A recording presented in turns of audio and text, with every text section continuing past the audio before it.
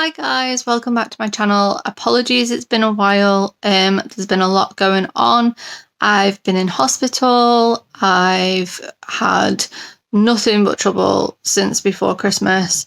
I think the last video that I actually did was you guys were told that I had my gastric emptying study and I said I'd be back with the results. So here I am. Basically, I'm going to do a couple of videos so that I'm not keeping things really long. So this video, I'm just going to talk about my gastric emptying study results and about advocating, because it's really important that you advocate, especially if you feel like there's something wrong. So basically, my gastric emptying study was done on the 4th of December, and I did a video about a week or so later, I can't really remember now, and I explained to you that I would be back with the results. So I got my results a couple of days after I did that video, and my letter basically stated that it was normal, and this put a lot of confusion into my head. I was really like frustrated and angry, because when I actually had my gastric emptying study done, the nurses had told me that I had to have at least 95% of my stomach empty, I believe it was, before I could go home. A majority of people who have normal gastric emptying will have a 90 to 95% emptying within 2 hours of eating food. Now, for a delayed gastric emptying study, you have 2 pieces of bread with butter on, a glass of water, and an egg that contains some radioactive substance that you have to eat. Obviously, it doesn't taste any different to a normal scrambled egg or anything. Obviously, if you can't function with that type of food, then they will give you porridge. But I wanted a more accurate study, so I decided to struggle with the egg and the bread. Anyway, I basically had my first scan, and then I had my second, third, fourth. So at 2 hours, I'd had 4 scans, I believe, at 4 hours. No, sorry, at 2 hours, rather, I'd had 4 scans. Let me just count this 4 scans, because you have one as soon as you have eaten your food, you have another one half an hour later, then another one half an hour after that. So that's within the first hour, you have 3 scans. Then you have one at 2 hour interval, which is the 4th scan. Then you have one at 3 hours, and again 4 hours if necessary. I had all of my scans. So at 3 hours of eating, at 2 hours, let's say, after eating food, I got told that there wasn't much improvement. There was basically still a lot of food left in my stomach, and I would definitely have to come back for my 3 hour scan. So I was like, that's fine, no problem. I waited the extra hour. I went back for my 3 hour post food scan, and I was told to wait in the waiting room because they needed to determine how much was left in. It turned out that I had just under 50% of food still in my stomach at the 3 hour point. So I had to go back for my 4th hour scan. Now, at my 4th hour scan, I specifically asked the nurses whether my stomach was empty, whether it was close to being empty. And I kind of got the usual, it's getting there, which obviously you know if you watched my last video. She said, however, it is up to the doctor to tell you how delayed you actually are. So I knew from that comment alone that I had a delay, but I just didn't know by how much. Now, for gastroparesis diagnosis, you need a delay of at least 10% of food left in your stomach or more. And depending on how much more you have determines on how severe your delay is. So I knew there was a delay there straight away from the nurses. So to get this letter from my doctor stating that my result was normal, I was really angry and really frustrated and really confused. So I got really upset. Didn't really know what to do with myself. Obviously, I'm the one that's living with the pain, the nausea, the vomiting, all of that jazz. So I rung up Elos Danlos. Well, first of all, I rung up my hospital and I basically demanded to speak to my gastro doctor, and he wasn't available. Lucky for him, he wasn't available because I was ready to explode seriously at him. So anyway, I decided I needed someone to speak to. I needed some support, somebody that knew what I was talking about. So I phoned Elos Danlos UK support group, and they were fantastic with me, and they actually brought to my attention something that I'd forgotten. Basically, if you have a normal gastric emptying study, you do not have to go for your 4th hour post-food scan, because there's usually no need for you to do that, because within 2 hours, you should already have at least 95% of your stomach empty, if not all of your stomach empty, for just 2 pieces of bread and an egg. I, at 3 hours, still had just under 50% left, and I was told this because the lady she knew I was in the room with her and a student nurse. She knew that I'd heard what she'd said, and she said to me, I need to go into the waiting room so that I can calibrate it. And then she came back and told me less than a minute later how much was left, because she knew that I was listening, because there was a student nurse there. She was teaching the student nurse what she was looking for and everything. So yeah, I rang my doctor back up, saying I really need to speak to him. It's a matter of urgency. And I basically spoke to him the next morning. He phoned me, thankfully he phoned me the next morning, and I explained everything to him. I explained what happened at my results when I actually went for my scan. I told him what the nurses had said. I told him that, you know, on your NHS website alone, I said it states that if there's 10% or more left at 4 hours, then, you know, I do have a delay. I said, you told me on a barium swallow that I had a mild delay with liquid. I said, and now you're telling me I've got no delay whatsoever with food. I said, that just doesn't pass with me. I said, I know for a fact there was a delay there. I was told there was a delay there. I said, it was up to you to tell me how much by.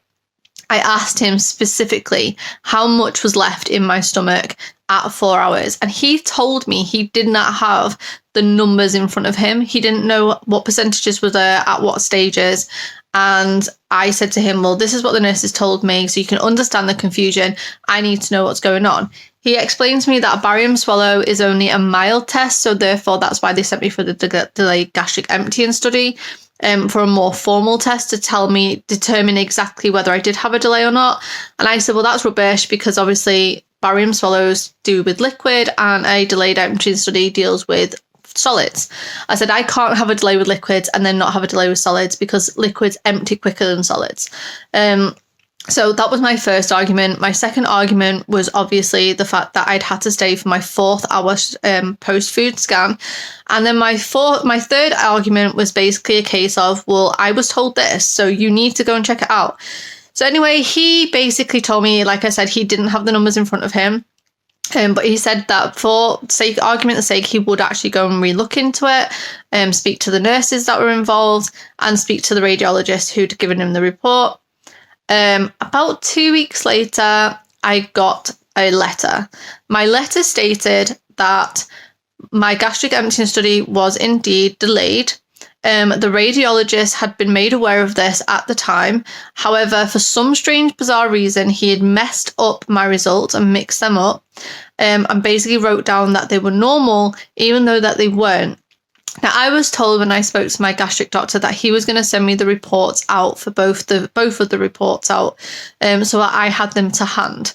And I'm so glad that I phoned him, because he made me realise that he actually lied to me by telling me that he didn't have the numbers in front of him at the time that I spoke to him, because when I actually did get the report back through the post, that stated that they were wrong, that I was right, that the nurses were right. I did have a delay emptying problem with my stomach, that I did in fact have gastroparesis. In actual fact, I had 28% of food still left in my stomach at my post-food hour scan at 4 hours. So that shows that I had a severe delay, and they basically had to do a significant addendum report to state the changes that had happened. And obviously it was a significant change from normal to severe delay. And the radiologist basically just told my gastric doctor he apologised if it messed up any treatment care that I had. But I've not actually had a formal apology from either doctor. My GI doctor hasn't spoken to me. He's basically avoided me when I went into hospital the other week, which I'll go on to on a different video, and he basically hasn't done anything. He basically tried to push through my manometry and pH study, which got cancelled because of COVID. And the radiologist is basically still working at the hospital, all because of the fact I've not done anything because of the COVID crisis, and I know they're screaming out for doctors at the minute, so I don't want to cause a problem. However, I am seriously angry at the fact they messed up my results and they mixed them around and basically gave me a normal result when actually there was a problem there, because that could have had a significant impact on my treatment, on my life, and I wouldn't have known anything about it if I took it at face value. Now, normally in the past, I would take a doctor's messages or doctor's reports as read, as being concrete, as having no issue whatsoever with them. But because I'd been told all of this information at my scan, that there was a delay there and that it was up to him to tell me by how much.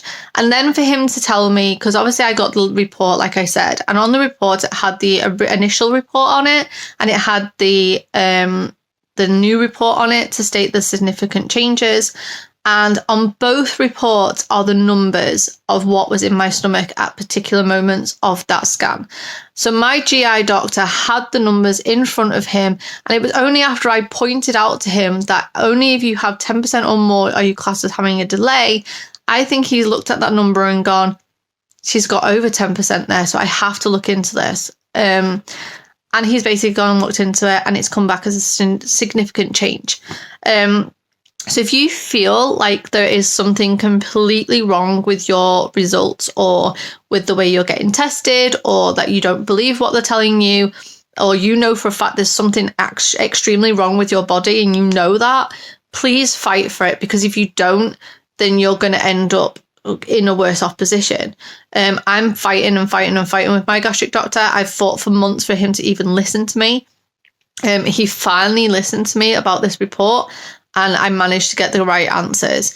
I'm due to speak to a colleague of his on Friday who's an EDS GI specialist, and I'm hoping that that's going to go a lot better than what it does with my normal gastric doctor, because he doesn't tend to listen to anything. And whenever I say anything to him, he basically only remembers parts of what I've said and then writes it in a report, which ends up being wrong. For example, I told him that I wasn't constipated and that I was going to the toilet. He ignored that and still put down I was constipated. I then spoke to him before my dietitian appointment in November, and I told him that I wasn't constipated. I wish he'd stopped telling people that I was. I go to the toilet every day. Sometimes I'll go more than once a day. Sometimes I can even go up to 3 times a day. I said, but I then wait 48 hours before I'll go again. He missed a 48-hour gap out and then wrote down that I go 3 to 4 times every day, and then put me on tablets that I didn't need, that actually exacerbated the problem. So yeah, if you feel like there's something really, really wrong with what your doctor is doing, or he's not listening, or they're not paying attention to you, then please advocate for yourself as much as you possibly can to try and get the best treatment for you, because it's your life, it's your health, it's up to you to decide what happens with you. I don't normally argue with doctors, like I say, but I knew for a fact that this result was completely wrong, and I needed to make sure that I had the right result. Obviously, my doctor, even though he's been told by the dietitian to start me on an NJ feeding tube, he is still reluctant to do anything until he's had this pH and manometry study done. At first it was, let's just see what happens with the gastric emptying study and find the results out for that. And then as soon as he got them through, it was, oh, we'll wait for the manometry and pH. And even though he had an addendum report stating that I had a severe delay, he still wanted to wait for pH and manometry, which, like I said, got cancelled because of COVID. So at the end of the day, you really, really need to advocate for yourself as much as possible. So, yep, that's what happened with my delayed emptying study. I hope you liked this video. If you did, please give it a thumbs up and subscribe. It will mean so much to me for your support. Thank you to those that are already following and supporting me. It means a lot, so much. And yeah, that's my results. So have a nice day, and I will speak to you again soon. Bye.